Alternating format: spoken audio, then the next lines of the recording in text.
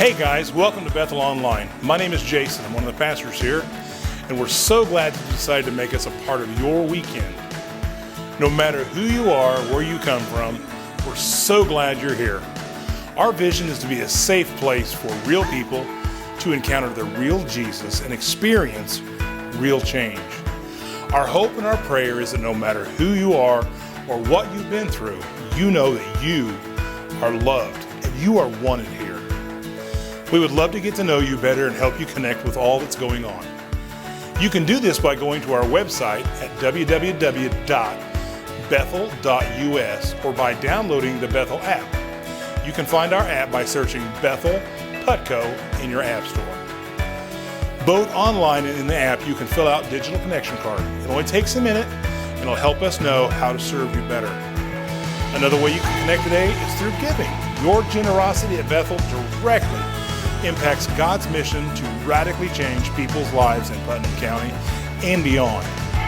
Through the ministries of Bethel and the many local and regional organizations we support, people are able to see the grace of God and how much He loves them. You can always give on our website at bethel.us/give or in the Bethel app. Thank you for partnering with us and making a difference. Well, thanks again for tuning in online today. Know that you are wanted and welcome here, and you are loved. I hope you all have a great day. Good morning and welcome to Bethel Online. Picture it this way. For generations, grandparents, great-grandparents, parents have told their children that a Messiah is coming, that a Savior is going to come for the nation of Israel, that He's going to lift them up, raise them up, that He's going to be the Savior for whatever ails them. And then He does. The only thing is the people had been watching and waiting so long, and they had all hypothesized about how He would be and who He would be. And so that when He comes, He kind of comes in this quiet way. He's born into kind of a strange place for a Messiah. He's not born near the temple. He's born out and away at some obscure place. And then when He begins to move and teach, he does these miracles which draw people, and yet He teaches things that seem to be a little different than the grandparents, parents, and the teachers of the law had thought He would teach. God sends His Son just like He promised, the Messiah, the Savior of the world, and He's going along, and in His goings, He is encountering people. It's interesting that while many of them had created the idea that they would encounter Him in this really cool way, that others might not, Jesus seems to encounter those who are willing to entertain Him, because many of the religious people of the day, they weren't sure they wanted anything to do with this Jesus who didn't fit into their box. And there's this story in John chapter 9 and chapter 10 that I just absolutely fell in love with when I read. You see, in this passage, Jesus is outside the temple, and He encounters a man who many would have thought that the Messiah wouldn't have time to encounter. This whole series is about these miracles that Jesus does, where people encounter Him and He does a miracle. But with each one of these miracles, Jesus is revealing who He really is. Maybe not who they thought He was or who they had believed He would be, but Jesus is revealing Himself. Here it is in a moment of history, and the God of the heavens and the earth in the flesh is revealing who He is. And yet the crowd around Him is there for all sorts of reasons. Jesus, it says in John chapter 9 verse 1, as He went along, He saw a man blind from birth. Most people in this day and age would have looked away from the man who was blind. I mean, isn't it funny how we like to live in our own little world with our heads buried in the sand and ignore the struggles and the troubles around us as long as our world is fine? But Jesus walks across a man who's had a problem. He's been blind from birth. And the truth is, this problem probably had a big impact on him. It had impacted his every day from the day he was born. It probably had an impact on his mother and father. Because in reality, in Jesus' day, people had probably said they did something to cause it. In this day and age, it was often blamed that when something happened to someone that it was just God doing it, or they had sinned and God was punishing them. And Jesus walks along with his disciples. Verse 2 tells us his disciples have questions. Rabbi, who sinned, this man or his parents, that he was born blind? And the reason that they're asking this is not because it's just a random question that comes up to them, was that the whole culture was in the belief that when something happened to you, it was because you did something bad or someone before you did something bad, and that you were never considered to be a victim of circumstance. And Jesus in verse 3 says, neither this man nor his parents sinned. And they must have remembered the teachers of the law judging those who were down and out, and wrestled with the teaching of the teachers of the law versus what Jesus is teaching. Jesus said, this happened so that the works of God might be displayed in him. Now, I don't know what you've gone through in life, what you've tried to understand that you couldn't, but in this moment, we find Jesus explaining that this tragic sort of thing had happened so that God, the works of God, might be displayed in him. I wonder if people had looked at the blind man and looked at the value of his life and thought, oh, we've just got to, throw him some bucks every now and then and make sure that he's okay, fed. He's just a begging blind man. I mean, after all, it's just is what it is. Let's turn our head the other direction. But in this moment, Jesus notices the blind man. Not only does he notice the down and out, not only does he notice the one who probably has been declared unworthy of being in the temple because it was likely something unclean had happened to cause him to be blind, Jesus encounters him, and rather than keeping him out of the temple, Jesus brings what the temple was built for to him. It said, this happened so the works of God might be displayed in him. Once again, as God reveals himself, he shows that he is the kind of God who will take the least likely and show his glory through them. He's declaring who he is, and he's going to declare in the next chapter one of the characteristics of himself through a story of this blind man who otherwise might have been a forgotten person of the culture. Years later, stories are preached about the blind man that Jesus heals. As long as it is day, Jesus says in verse 4, as long as it is day, we must do the works of him who sent me. Jesus is there doing the work of God, what God had promised he would do, revealing the Messiah to the people. He said, night is coming when no one can work. While I'm in the world, I am the light of the world. Jesus is shining light in places of darkness. After saying this, he spit on the ground, and he made some mud with the saliva and put it on the man's eyes. Let's get past the gross factor here. Like, you spit in my eye, we're probably going to fight, right? That seems dirty. It wouldn't have just seemed dirty in these days. It was actually on the Sabbath day. And it was forbidden by the laws not made by God, but the laws made by religious leaders, that you could mix clay and water and make clay on the Sabbath.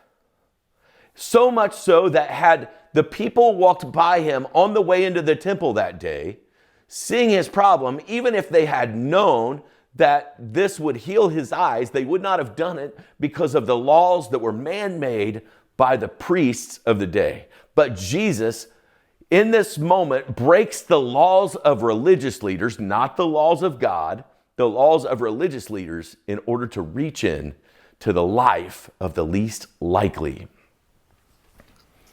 Most of the religious leaders of the day wouldn't have gotten their hands dirty because they were so busy looking at trying to prove that they were clean and prove that others were dirty.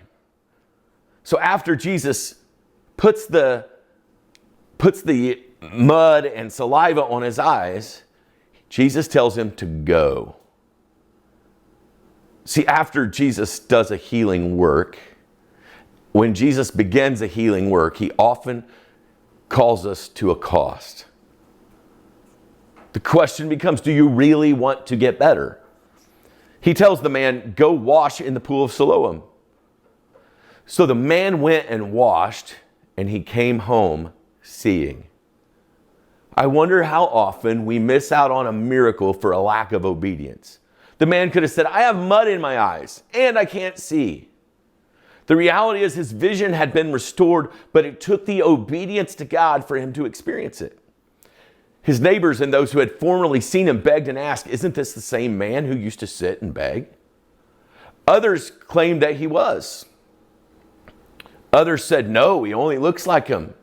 But he himself insisted, I am the man. How then were your eyes opened, they asked. And this is the Pharisees. They're asking these questions. And the man they called Jesus, he said, the man they called Jesus made some mud and put it on my eyes. He told me to go to Siloam and wash, so I went and washed, and then I could see. Now, what happened here is an incredible miracle. But what the religious people have been so busy doing is laying judgment upon everyone, trying to be the cosmic policeman to determine who's worthy and who's not. And in doing so, they had taken the place of God and the temple, and they had turned it into a center of judgment rather than a place of grace. That the God they had painted a picture of wasn't who Jesus was turning out to be. And this threatened them. And they said, where is this man? And he said, I don't know. They brought to the Pharisees the man who had been blind. So they bring the man to the Pharisees because even though Jesus has already interacted with them, the religious leaders seem to think they're above him. Now the day on which Jesus had made the mud and opened the man's eyes was the Sabbath. So the religious leaders, they see the revelation of the power of God right in front of them, but they can't see who Jesus is because they're too busy laying judgment. Therefore, the Pharisees also asked him how he had received his sight. He responds, he put mud on my eyes. The man replied, and I washed, and now I see.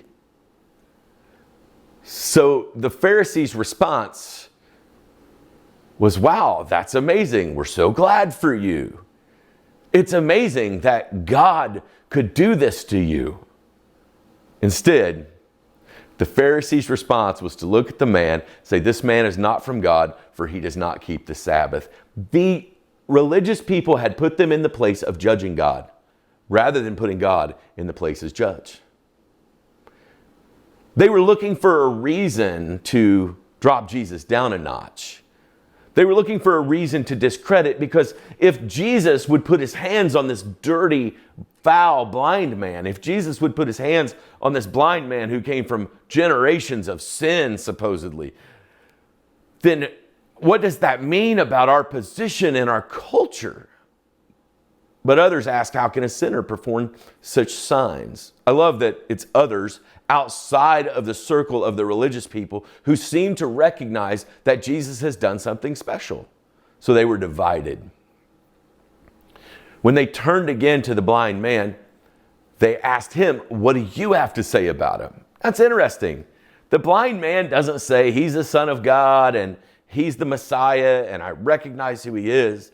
The blind man spoke about the fact that he had been blind, but now he could see. He said he's a prophet. They still didn't believe that he had been blind and had received his sight until they sent for the man's parents. Is this your son? They asked. Is this the one you say was born blind? How is it that now he can see? We know he is our son, the parents answered, and we know he was born blind. But how can he see now or open his eyes? We don't know. Ask him. He is of age and will speak for himself. His parents said this because they were afraid of the Jewish leaders.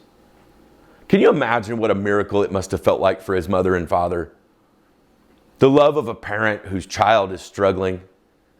and their child, the struggle of their child's entire life, the struggle of their last however many years, their deepest wound, their deepest hurt had just been touched and changed, and how that would have impacted their life and their child's life, and all of their hopes might have been brought back to life, because when a parent holds a child for the first time, their dreams are big, and so they respond, but yet the fear of religion is so strong that they're afraid to declare who Jesus really is or to pretend to know, have encountered Jesus. Who already decided that anyone who had said his parents said this because they were afraid of the Jewish leaders who had already decided that anyone who acknowledged that Jesus was the Messiah would be put out of the synagogue.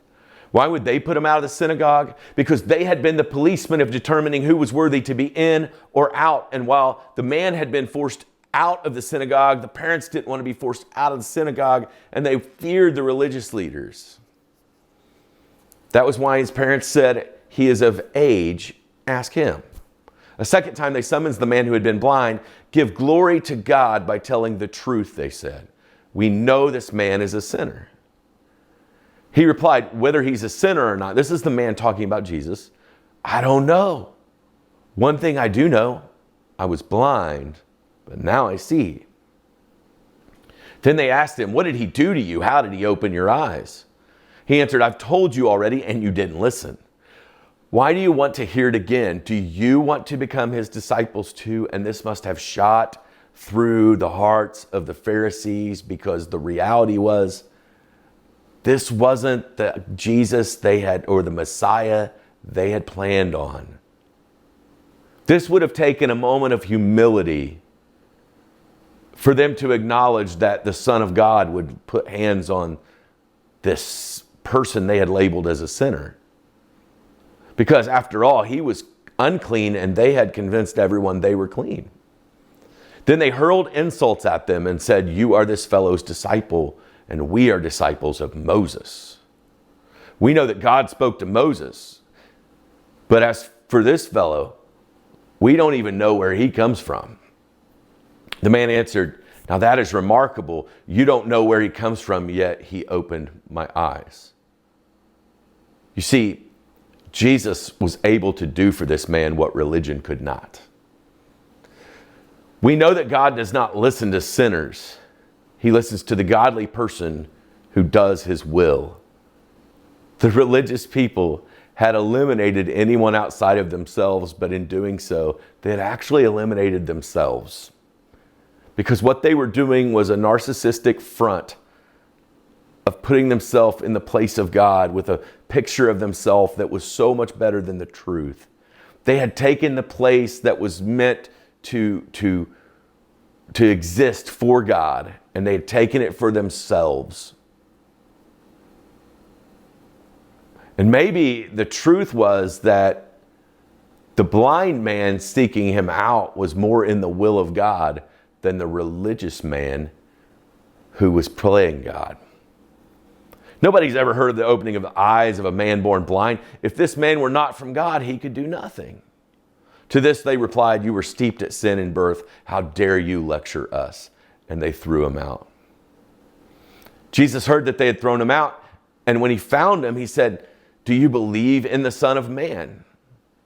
"Who is he, sir?" the man asked. "Tell me so that I may believe in him."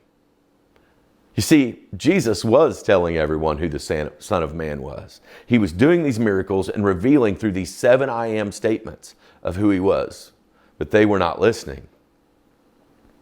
Jesus said, "You have now seen him. In fact, he is the one speaking with you." Then the man said, "Lord, I believe," and he worshiped him. And Jesus, in John chapter 10, goes to reveal himself. Now, I love this. Jesus reveals himself to the least likely, and now he goes and offers to the Pharisees who had gotten confused or messed up or off center, and he offers them the opportunity to see him through the works that he had done, but he turns to them and he teaches them.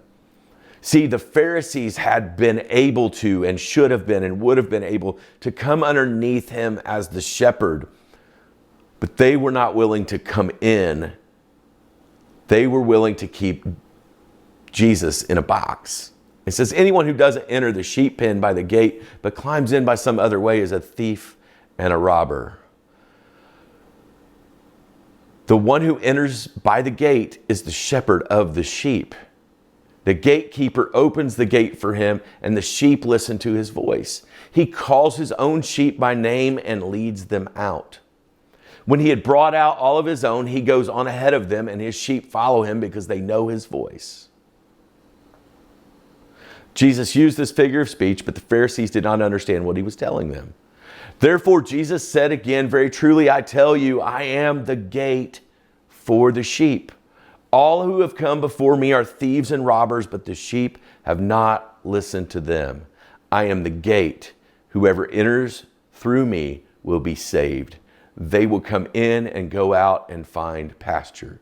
The thief comes only to steal and kill and destroy, and I have come so they may have life and have it to the full. When Jesus says, I am the gate, he's giving a powerful illustration. I mean, we put gates up to keep some things out, and we put gates up to keep something in. Using this language would have been very familiar to the Pharisees, who had made a way that made it difficult for people who were considered unclean to enter the temple. It would have also made sense to anyone in the culture who understood the sheep herding culture around them. You see, the Pharisees thought they were guarding the pen when they declared some people unclean and some people clean. They began to make themselves the gatekeeper for God, to determine who could have access to God and who could not. But Jesus had come and he was showing who he was as a good shepherd. When Jesus says he's the gate, anyone who had understood the culture of sheep herding would have understood that out in the places where sheep were, they would have, out in the pastures, there were these shelters, and they were built 3-sided, 4-sided shelters with a small hole. And at night, the shepherd would allow the sheep to come into those places, and then he would lay across the hole so that nothing could get in that would create danger, and nothing that needed to be safe could get out to danger. And Jesus is telling these Pharisees that they have actually left outside of the walls of their sheep, of their pen, those who needed in and needed healed. And that they themselves had not been allowed in. They thought they had earned their way in by their good works and their good deeds and their good actions and their rule keeping. But in reality, the only way through the gate was through this Jesus. Jesus was taking his rightful place. That the one who truly owns the temple, the one who is truly in the place of God, is Jesus and God.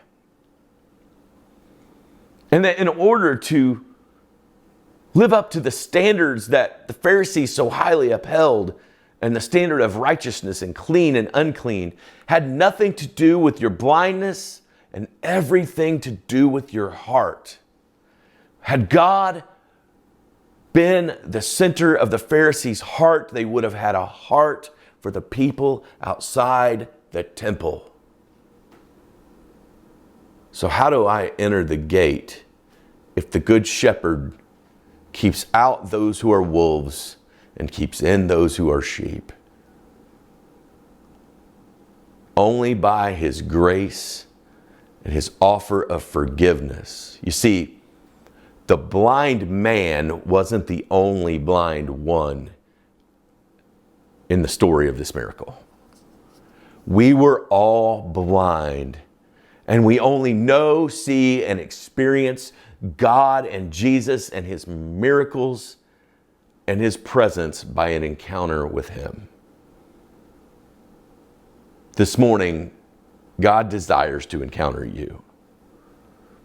You may be in the place of one who's been really wounded and hurt.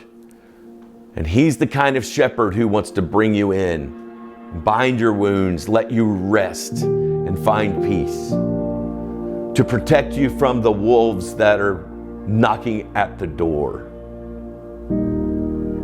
If you find yourself living blindly in religion with no relationship with God, so busy telling God who He has to be, you can enter the gate, but only through Him. Because a good shepherd protects his flock. And you don't become a part of His flock by being good. You become a part of His flock by encountering and having a relationship with Him. The sheep know the sound of the Master's voice. My friend, Jesus came to offer to the world a way in. We're better off when the shepherd's looking after us. We can find peace and shelter and protection inside the pen. Outside the pen, left to our own issues and our own struggles and our own sins, we will make a giant mess. We will play our own God, and we will find ourselves out of the place that we need to be. Do you know Jesus Christ? You can turn your life over to Him today. And when you encounter Him, He has the potential to take what was once blind and make it see. I love you, Bethel. Have a great week. Hey, thanks so much for watching. Are you ready to take your next step? We would love to hear from you. You can send an email to hello@bethel.us. You can send us a message on Facebook, or you can let us know in the Bethel app. And speaking of the Bethel app, take a moment, if you haven't already, to go to your app store and search Bethel Putco to download our app. There's all kinds of great resources in the app. You can listen to messages, you can view the messages from Sunday morning, and you can also fill out a digital Connect card. You can do that today and each week to let us know that you're tuning in. You can also find some great information about our Bethel Kids Ministry and our Be The One student ministries. Also in the app, you can give. It's one of 3 ways you can give: with online giving at bethel.us/give, in our app, Bethel Putco, or through text. Hey, thanks again for joining us. We hope you have a great day and know that you are loved.